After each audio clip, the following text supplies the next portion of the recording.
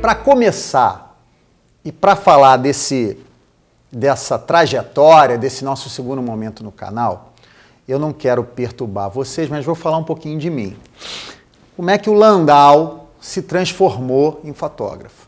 Eu venho de uma família de classe média, Então, falar para os meus pais que eu ia querer virar fotógrafo, em 1987, era um absurdo.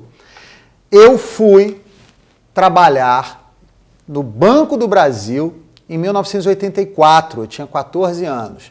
E era o sonho de consumo dos meus pais, que eu virasse lá o menor auxiliar de serviços gerais, funcionário, quem sabe cursar administração, economia e virar um gerente, um diretor.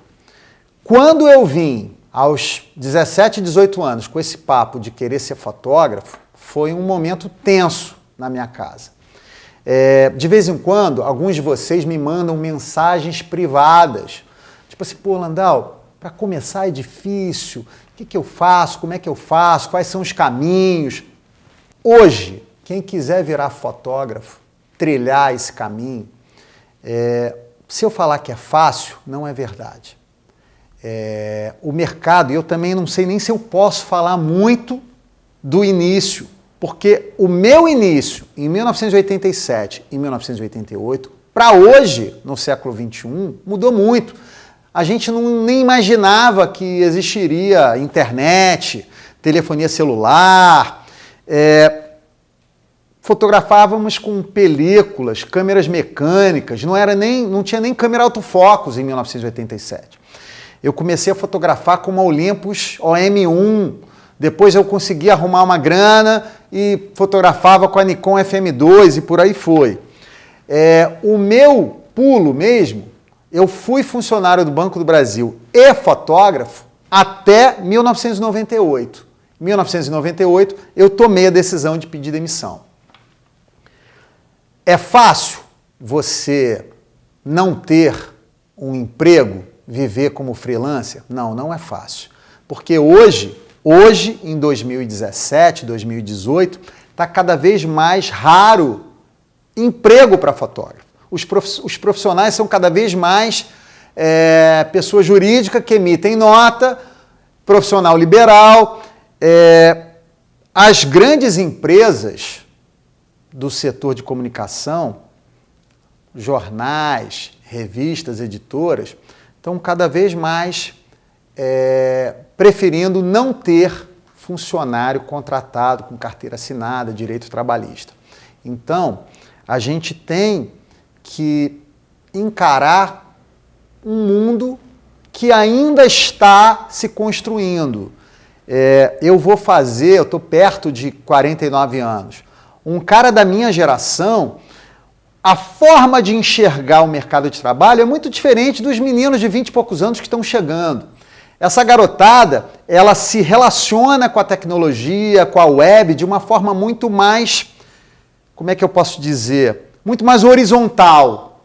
Nós, os fotógrafos da minha geração e as gerações anteriores, tinham uma hierarquia mais verticalizada.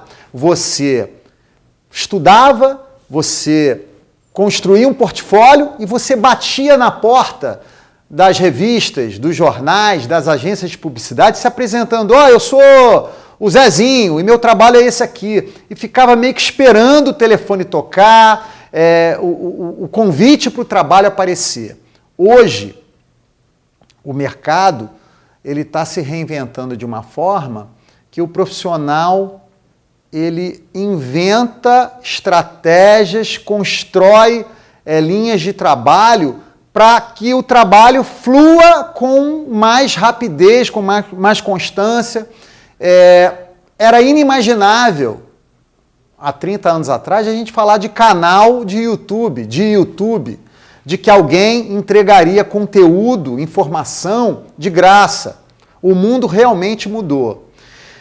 Mas sem querer ficar falando nesse vídeo, de mercado, disso, daquilo, eu vou falar para vocês como é que foi a minha experiência. Eu tenho que falar da minha experiência porque eu não tive oportunidade de ser assistente de um grande fotógrafo.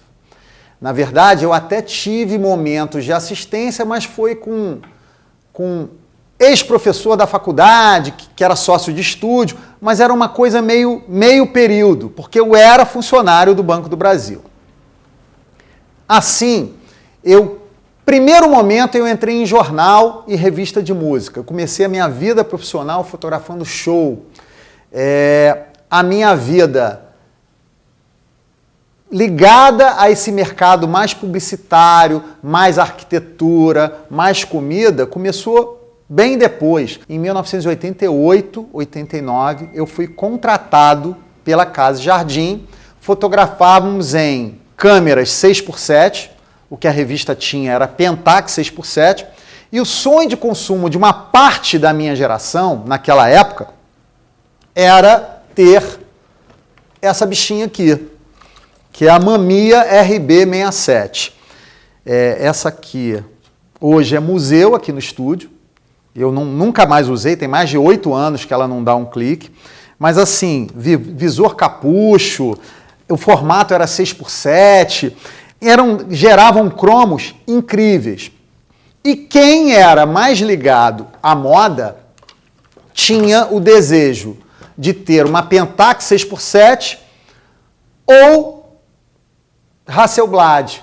Alguns outros profissionais não queriam um formato quadrado e optavam pela Mamiya 645, que era um cromo um pouquinho menor, ou então a Mamiya RZ.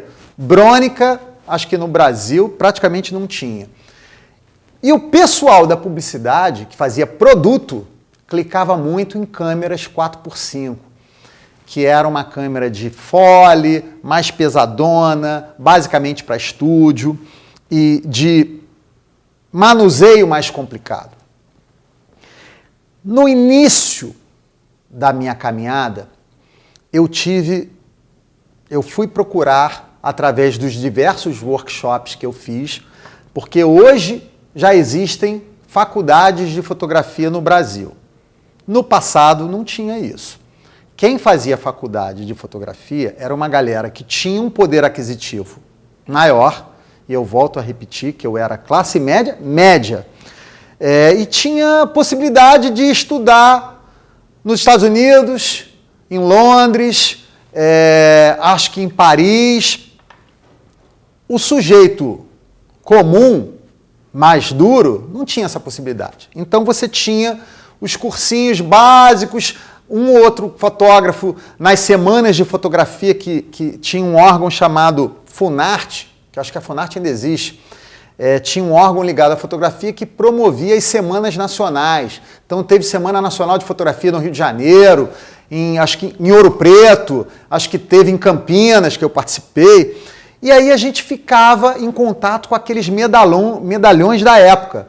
Então eu lembro que eu fiz workshop com Milton Guran, com o Ripper, com a Cláudia Jaguaribe. Eu lembro que eu fiz um workshop de retrato com o Hernani da Almeida, que na época era um cara assim, hoje é um fotógrafo muito conceituado, mas na época assinava várias revistas. Enfim, a gente ia pescando conhecimento. Através dessas pessoas que pegaram na minha mão, que deram uma força, os meus primeiros professores. Aliás, o meu primeiro professor é o Piloto, filho do pai do Cadu, que era da Caras, da Ken. Foi aí que eu conheci Henri Cartier-Bresson, André Kertész, Richard Avedon, fotógrafos que foram fundamentais na minha carreira. Porque se uma coisa que eu posso dizer para vocês, você que ou é bem jovem ou tem um pouco mais de idade, mas não tem tanta vivência com a fotografia, eu acho que ver imagem, ver o livro dessa galera super poderosa, são os nossos grandes mestres, eu acho que isso é importante. E aqui eu acabei deixando Cristiano Mascaro, era um cara que me influenciou muito na fotografia preto e branco de arquitetura. Henri Cartier-Bresson, que era o poeta da imagem, é um cara assim fantástico. Sebastião Salgado talvez seja um dos fotógrafos brasileiros de mais prestígio no exterior ainda hoje. Depois, na área de estúdio, eu tive uma paixão enorme com o trabalho do Richard Avedon, que é um fotógrafo que fazia retrato e moda, fotografou todo mundo que era importante no tempo dele, e tinha um fotógrafo chamado Irving Penn, que também tem uma linguagem incrível. O cara foi um precursor na fotografia. Mas se você realmente gosta de fotografia, a gente tem que olhar, a gente tem que estudar, a gente tem que beber nessas fontes que são os pais dos fotógrafos, talvez avô do fotógrafo, que são os pintores. E o Rembrandt, tanto que quando você vai falar de portrait, existe uma luz chamada Rembrandt, que os fotógrafos estão sempre mencionando. Quem me influenciou muito foi o Rembrandt, foi o Caravaggio, eu nunca sei falar o nome dele, se é Vermeer ou se é Vermeer, um pintor holandês que tem uma luz incrível. Acho que um dos quadros mais famosos dele é aquele Moça com um Brinco de Pérola. É uma luz fantástica que vai caindo com muita leveza, com muita elegância. No Brasil, além do Cristiano Mascaro e do Sebastião Salgado, eu namorava muito uma galera que hoje deve estar na faixa de 60 e poucos, 70 anos, que são, de repente, o Bob Wolferson, o Márcio Scavone, o Klaus Mitteldorf. Tinha uma revista maravilhosa na época chamada Iris Foto, que eu ficava esperando chegar na banca, que era, assim, incrível. Na década de 80, 90, tinha uma editora chamada Rotovision, que publicava uns livros meio técnicos, né? Então, assim, fotografia de culinária, aí mostrava onde é que entravam as luzes, still life, só produto, que foi importante na minha época de faculdade. Eu fiz faculdade de jornalismo. E uma coisa que foi muito importante para mim foi olhar a revista. Olhar a revista, assinar a revista, comprar a revista, mas o meu foco era muita revista estrangeira também. Então, assim, as produções eram incríveis, né? A Vogue australiana, tinha a Living da Martha Stewart, tinha umas revistas francesas, enfim.